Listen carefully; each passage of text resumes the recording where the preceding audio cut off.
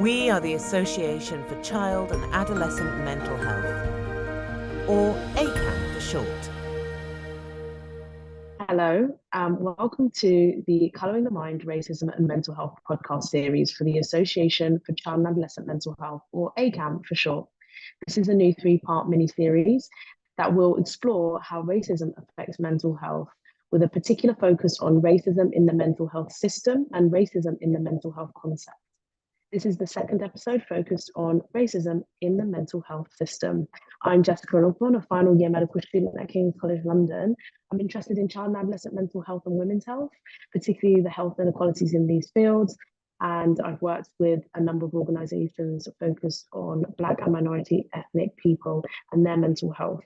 Over to you, Malaika. I'm Malaika Okundi, a research assistant at the Institute of Psychiatry, Psychology and Neuroscience at King's College London. I work on projects focused on mental health, racism, and longitudinal datasets. These include the TRADE project, which looks at racism, anxiety, and depressions in families intergenerationally, the Catalogue of Mental Health Measures, and the Landscaping International Longitudinal Datasets project. I'm interested in these topics because as a Black woman living in London, they intersect with my day-to-day experience. Amazing. And in our episode today, we'll be talking about what the mental health system is, how people of colour are often treated within the system, and where we can go from here. But before we get started, we do have a little disclaimer. Malaika and I are not experts on racism or mental health, and all of what we share with you is derived from our work, research, and literature surrounding these topics. Of course, as two Black women, personal experience plays a role as well. If you're a fan of our In Conversation series, please subscribe on your preferred streaming platform. Let us know how we did with a rating or review, and do share with your friends and colleagues. So Jess, what is the mental health system? To me, a mental health system involves the services that are available to catch people who are struggling with their mental health. This doesn't just encompass healthcare services, but it could also include law enforcement and education, like schools and universities. It can also differ by country. And those who access the UK mental health system, for example, may have touch points with the NHS, their school or university, or even the police. Yeah, I mean, I would agree. When I think of the mental health system, I think of the institutions and places where people go to access help or care for their mental health. So these could include like short institutions like hospitals and so on and so forth, or it could be a therapist, a psychologist, a psychiatrist who usually operate out of these institutions. Like you mentioned, also schools and universities. So these could be guidance counselors and people of that nature. Yeah, and I think being a medic, I've definitely seen more of the NHS focus side. You know, you may access your GP as a first point of call, and if things need to be escalated or you need to be referred, that might come to the secondary system where you're seen in a hospital or admitted as an inpatient. But more often than not, a lot of mental health issues are dealt in primary care, in the community, in schools, and in special cases, people are brought in by the police or found by the police. So I think it's quite interesting to consider those key aspects of our society as well, because they do make up the system and they can have an impact on how people of colour are treated within the system as a whole. Yeah, I think even the term mental health system, it sounds quite organized in that sounds like one thing, the mental health system, but in practice, different systems intersecting with each other. Obviously, there are fit for purpose mental health institutions that only deal with mental health. But like you mentioned, a lot of mental health is dealt with at the primary care level. So with your GP, who is not, I would say, technically a mental health professional, but lots of people, that's their first point of access. When you're feeling in the same way, when you have a cough or you feel some unwell in some way, you go to your GP. When you're feeling mentally unwell or your mental health is not doing well, you go to your GP as well. So I feel like GPs and the primary care system sees majority of the mental health concerns of people. And it's only when things get worse or escalate to a certain level that then you kind of go through the different levels of care. And it's interesting to think of the medical system. In my mind, it's often quite a separate thing when I think of the medical system and the mental health system, but in reality, they intersect on a daily level.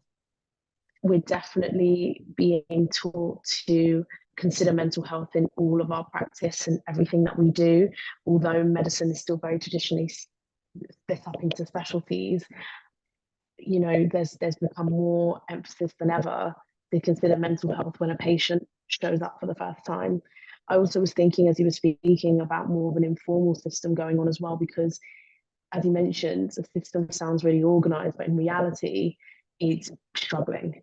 And there's more of an informal system going on where people are accessing help online, they are accessing therapy, they are, you know, connecting with people on social media, creating support groups. And it's a really interesting other system that's going on. That's actually, yeah, that's a really cool point. I mean, in 2023, we are in the modern world, I guess, and there are a whole heap of online services that you can access to for your mental health. I mean, there are chat rooms, there are support groups, there are services that where you can speak to your therapist completely online. You can find a therapist, pay for your therapy, receive treatment without ever meeting the person. And I think lots of these services became much more widespread and much more mainstream in the pandemic when we were all at home and we were all social distancing. But it's interesting, again, it's so cool that you brought it up, because when I was talking about the mental health system, and even though I was mentioning that there were a bunch of different services, that didn't even cross my mind. But once you said it, it was like, of course, there's the physical world that's part of the mental health system, but the online world really is part of the mental health system. I mean, also the mental health problem, definitely the mental health system. Yes, and we're going to be speaking in the next few minutes about how people of color are treated differently by the system. But I think so. So I've recently published a systematic review and meta-analysis on digital health and its use specifically in young people and substance use. But there were quite a few studies that spoke about the use of digital health in things like depression. And some of the things young people quite liked about digital health interventions for their mental health was a little bit of anonymity, that convenience, that 24/7 access. And it's sometimes people just needed an immediate response or an immediate reassurance or an immediate de-escalation, which is often not able to be provided by a GP because they're set hours, or even an out of hours service, you might still be waiting, or you might have to go and physically access that service. And I found that really, really interesting. And I wonder, especially for people of color, that anonymity aspect, and it's something I'm really interested in. The therapeutic alliance between a psychiatrist or a mental health professional or therapist and a patient can be difficult when you don't feel represented, or when you don't feel you can truly say everything you want and be truly understood. And there's lots of data on this as well. But I'd wonder if that could be replicated online or if it's the same thing. So that's something I'd be looking at in the future for sure. We spoke a lot in the last episode about what race is, and we hit upon the definition that, you know, it's a very visual thing. You see people and you categorize them into different races. And the idea of being able to interact with the mental health system online without that sort of visual interference, so somebody cannot stereotype you by what you look like, I imagine it can give quite a sense of comfort, because suddenly you are what you're feeling, not what you look like. And if you don't see my face and you don't know what I look like, you can only take my words at face value. And it allows you to be more than the stereotypes your skin color or your hair texture may provoke, if that makes sense. And I think it really segues greatly into the next question of how are people of color treated differently by the system? And the reason why people of color would be treated differently in the mental health system is because they are people of color. They look visually different. They are categorized in different races. They are non-white. And being able to circumvent that through online modes of intervention and therapy and psychological help is a really interesting way that the world has moved forward in the modern sense.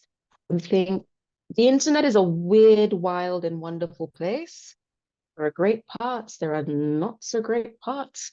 But I think that's something that really is interesting and should be studied to see if not having the visual stimuli of somebody's skin color does reduce the biases that are often present in the mental health system. And going on from that, what biases tend to happen for people of colour in the mental health system? Can be both from personal experience, what you've researched, or things you've seen. I think it's clear, or I hope it's clear, that the mental health system doesn't exist in a vacuum. We've just talked about all the different institutions and people and players that are involved.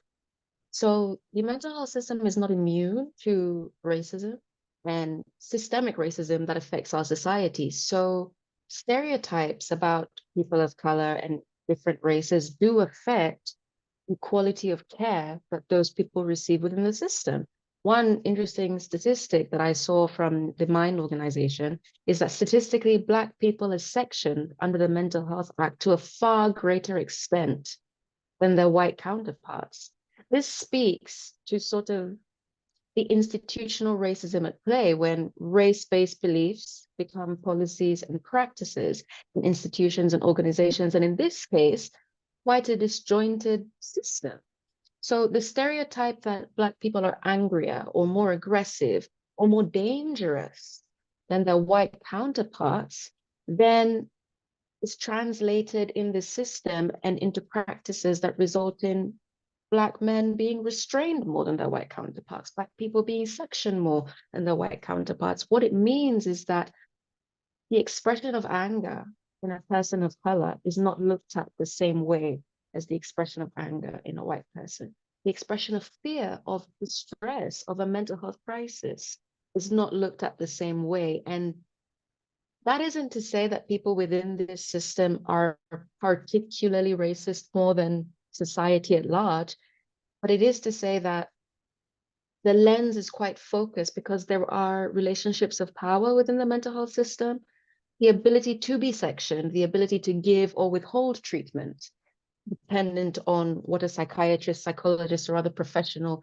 decides that you have and what diagnosis they're willing to give you. When that relationship of power meets societal stereotypes, it does often result in subpar standards of care for people of color. I mean, you touched on so many things there, and I think the overriding thought of mine is that racism does permeate every corner of society. We spoke about how the racialized experience translates to poor mental health, but then you've got to experience that again when you access mental health support.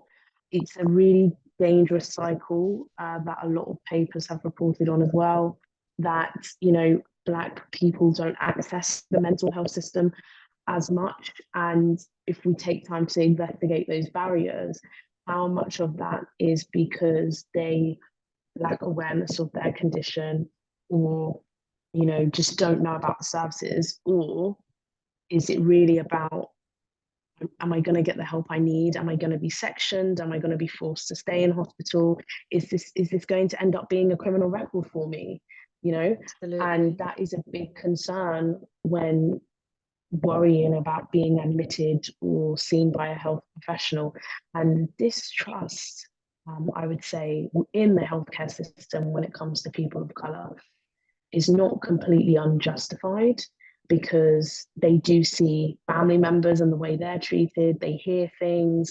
It's not, for example, mental health is one part, then there's Black maternal mortality, then there's BAME people in COVID. It's like, there is a pattern here, and the media contributes to that distrust. And if you don't access help, you don't get help, and that's just the really difficult part of it, I think. Yeah, and I mean, you mentioned the distrust is not unjustified. I think we can't ignore the histories. There are really grim histories at play within these institutions. And when we think of just psychiatry as a practice, Western psychiatry, there is a colonial history of institutions and the way other concepts of mental health from other countries are dismissed and seen, people are seen as crazy for things that are really core beliefs in their cultures and their languages and so on and so forth, and that don't translate very well to the Western concept of mental health. We also mentioned how the mental health system is spread across many institutions, one of which is the police system, the justice system. And that historically has been in conflict with people of color. Historically, the police have targeted young Black men more so than any other demographic. And so feeling unsafe is not unwarranted because the history is there. I mean, when we look even in the last 10 years, even in the last few weeks of things that have happened in London and how the feeling of unsafety does permeate these institutions. And it's difficult. When I said earlier that I think of it as a mental health system, it's only when you really think about, okay, what is the mental health system? Who are the players? There's the police, there's the hospitals, and so on and so forth. Once you begin to put names to faces, the different ways to access the system, you realize why there is an instinctive fear, why there is a distrust, why there is a fear of being sectioned, of being restrained, of being seen as dangerous and angry when you're really hurt and afraid. And there has been a classic misinterpretation of emotion with people of color. I mean, one example that comes to mind, historical example, is there was a mental health disorder was coined to describe slaves who run away from their slave masters, as if that's not an absolutely normal experience, but then it was considered disordered. And psychiatry has had a history of othering and abnormalizing and disordering really normal states of being. And so I think it's clear that the vicious cycle of needing help, being afraid to get help, not seeking help, and then getting worse is perpetuated by the history of the system. It's not perpetuated by a lack of knowledge. It's not perpetuated by a lack of education. It's perpetuated by distrust and by stigma. And I feel like it goes both ways. The Black community, I suppose I can say, stigmatizes the mental health system because we see what has happened historically, and it's hard to forget when there's been historical injustice. But in the same vein, the mental health system stigmatizes Black people and sees them as angry, as aggressive, as all sorts of other awful adjectives, when really we're just people. And going on from what you said, I think you brought up something in me that the stigma within the community, for example, the words we use to describe someone with mental health, it's linked with that distrust. Okay, they're mad, they're crazy, now they're going to be put into the hospital, restrained and taken away. And if that's the mentality, I wouldn't want to go to hospital either. And kind of moving on into our next segment of the podcast about what can be done about this, I think about my own medical education and the cultural competency teaching that I've had and the difficulty and the uniqueness of psychiatry. You were talking about the DSM-5, we have the ICD-10, and I just do not think disorders can be boxed and there can be strict criteria that are met. I was part of a debate during my time doing my master's at Cambridge where we discussed a transdiagnostic approach. Should it be more of a spectrum approach? But then that's really difficult for clinicians. And then on the other side of that, do we just do away with labels entirely and talk to the person in front of us, have a chat about things and go from there? But then how do we direct treatment? So it's really, really difficult because although psychiatry is very much laced within a patient's feelings and experiences, sometimes the manifestation of that is an illness and can be unsafe to that person and others. So action has to be taken, sometimes treatment has to be given. And it can be difficult when that person in front of you is treated differently, subconsciously, unconsciously, which is the really insidious part about it, because of their skin color. I mean, the BMJ has an amazing editorial on institutional racism in mental health care, and Black African, Black Caribbean, and white and Black Caribbean mixed groups are 3 or more times higher than average to be admitted to hospital for mental health condition. But the really shocking bit was that they were up to 39% more likely to be admitted involuntarily. And of those in hospital, those who saw themselves as Black Caribbean had the longest stay. And that's really, really something to think about. And not all of those statistics are necessarily good things. Having a long psychiatric inpatient stay, especially if it's a long unnecessary stay, may mean that patient never comes back again. Yeah, and when you mention cultural competency, that is a really interesting term. I think we discussed at length that a person is not just their skin color. And I think part of the problem, part of the solution in a way, is cultural competency. The system is not as culturally competent as it could be. I think when we think of mental health disorders as these things in neat little boxes, it's difficult to take into account a person's culture, their values, their personal experiences, their belief systems in relation to that disorder. If a person is not just a disease, like if I had, I don't know, the flu, I am not suddenly just the flu. I am still a bunch of other cells that interact with flu when it's in my body. I am an immune system, I am, et cetera, et cetera. The same applies for mental health disorders.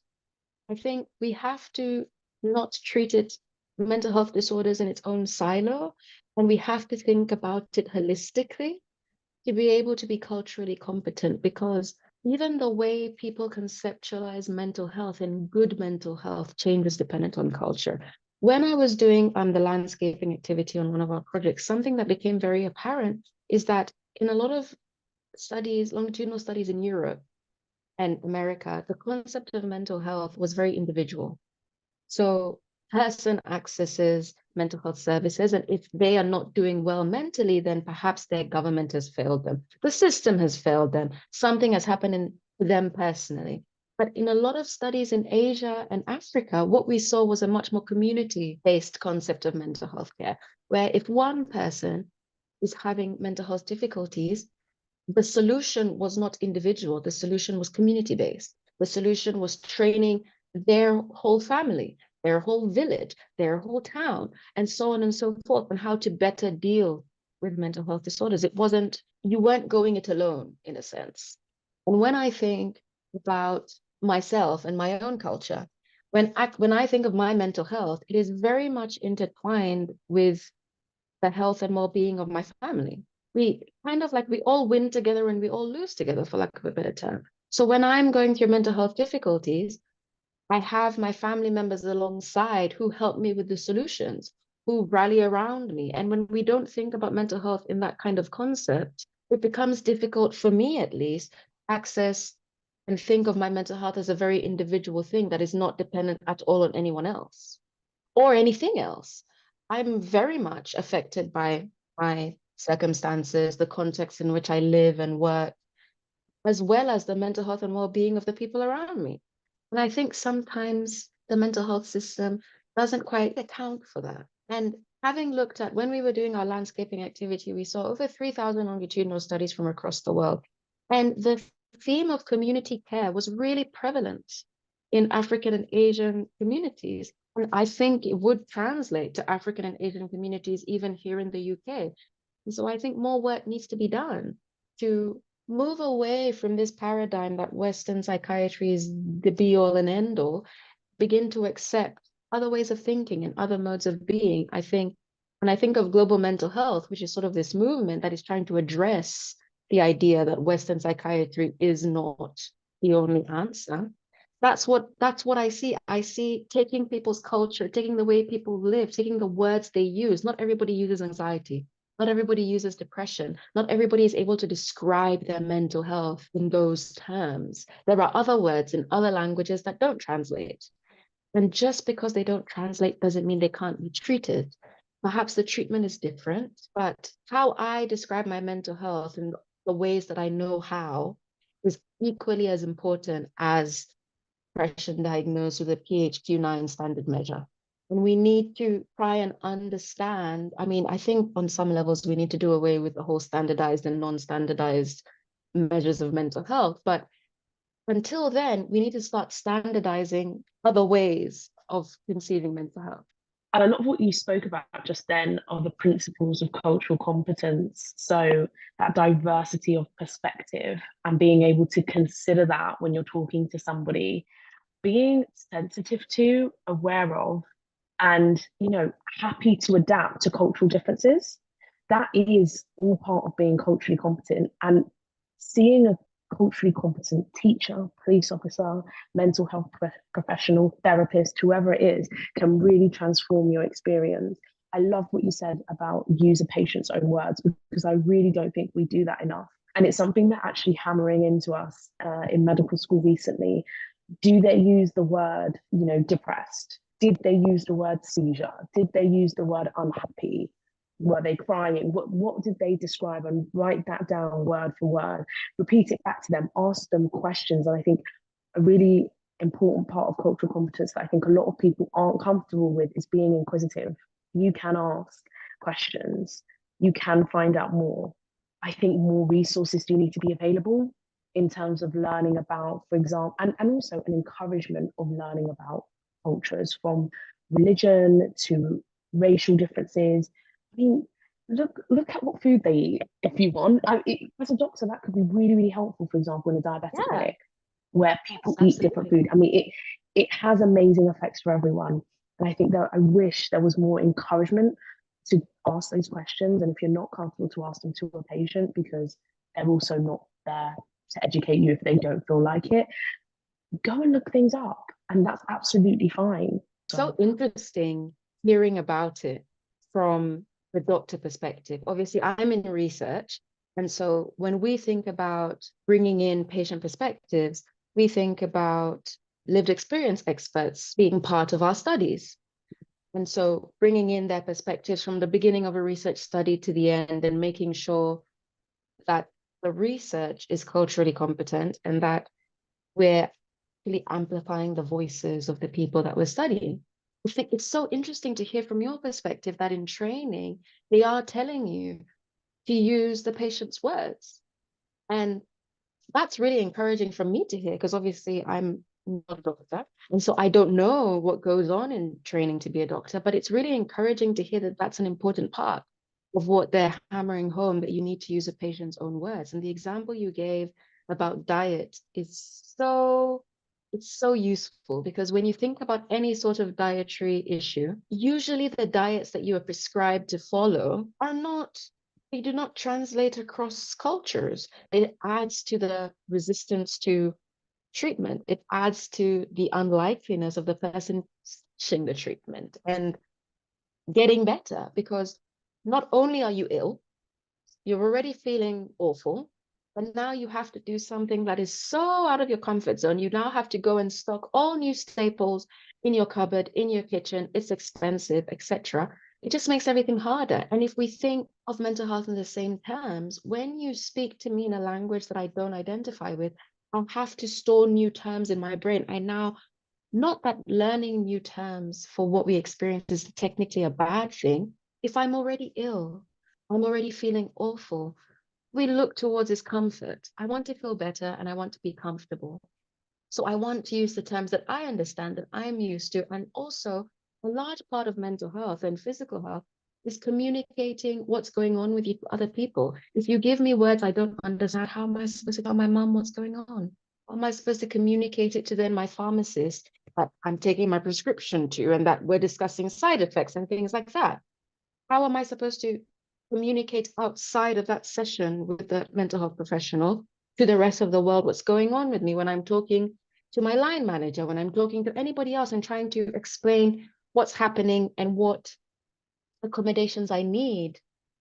If the language is not my own, I can't communicate fully. It's almost like if a native English speaker is suddenly forced to speak and understand what's going on with them in Spanish.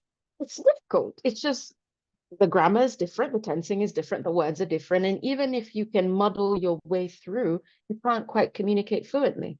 And I don't think anybody should be forced to have to muddle their way through their own mental health difficulties. I think we should all be able and it shouldn't be a luxury to be able to communicate how you think and what you feel fluently. But it is because the language is not conceived for us by us. And that's the real issue here, is that the mental health system is not created for people of color by people of color. Now, I'm not saying that it hasn't improved over the years. And honestly, if we think about the mental health system and all of the different institutions we mentioned, they've all been institutions, the medical system, the police system, they've been around for centuries at this point. So they are quite ingrained in history. And there's always that saying that it's hard to teach old dog new tricks, I think. Mm-hmm. And so these are old dogs with a history. They've been trained for certain things, and they are trying to adapt to this new way of being in a society that is attempting to be less racist. But it's difficult because we remember what they were like before, and they are kind of beholden to systems that have worked, quote unquote, worked for centuries. And so the thing that we need is something in between. And this is where lived experience advisors come in. This is where, and I think lived experience advising in medical training or police training or in the training systems within these institutions would be really interesting in that they could also provide perspective. There needs to be something built for us, by us, can be a go-between. And that's where fantastic organizations like Black Thrive come in, that can work to translate what can sometimes be complex medical or psychological jargon into terms that are fit for cultural purpose. During my education, I'm happy to say that I've had lived experience advisors come in and tell us their story, one of which was a Black woman. So I was really happy about that. And I think little things we can do, especially speaking to anybody who might be thinking of studying medicine or studying medicine here or in any mental health practitioner role, is to just question and consider another perspective. If a patient doesn't speak English and a whole consultation is being conducted in English, question that. Ask for it to be done with a translator. If you notice a patient isn't bringing their diabetes blood glucose down, ask them what they eat, what they were told to eat, and why they haven't been doing that. And trust me, you'll get some pretty understandable answers, and make it your mission to do something about that. You don't have to come up with a personalized food plan for them, but there are actually amazing grassroots organizations doing great things. You can find diabetic friendly African meals if you just took the time to Google that. We've got Black skin conditions, we've got a whole manual on that by Malaika Okundi and a medical student who did that. And when it comes to that therapeutic alliance, you cannot have it if you don't make it your mission to try and understand the person sitting in front of you, whether you're the same race or not. That's what you're there to do. And I think you just brought up so many amazing points. So as we wrap up, Malaika, do you have any final thoughts? I think on a slightly positive note, despite the immense challenges for people of color within the mental health system, it is possible to receive an excellent standard of care. And there are charities and organizations working hard to make sure people of color do receive culturally competent care. Some examples that spring to mind are Black Mind Matters UK or Black Thrive. And if you're on the other side of the mental health system where you want to become or already are a psychiatric professional or a psychologist or a doctor, the BIP network is another great resource for you to see representation of Black and minority ethnic people within psychiatric, psychology, and medical spaces. Thank you for joining Malaika and I as we explored racism in the mental health system. Do please subscribe to our series of podcasts entitled Colouring the Mind, Racism and Mental Health, and look out for other episodes, including exploring racism in the mental concept and examining the effects of racism on mental health. For more details on myself, Jessa Lopon, and on Malaika Okundi, please visit the ACAM website, www.acamh.org, and Twitter @ACAMH. And don't forget to follow us on your preferred streaming platform. Let us know if you enjoy the podcast with a rating or review, and do share with friends and colleagues.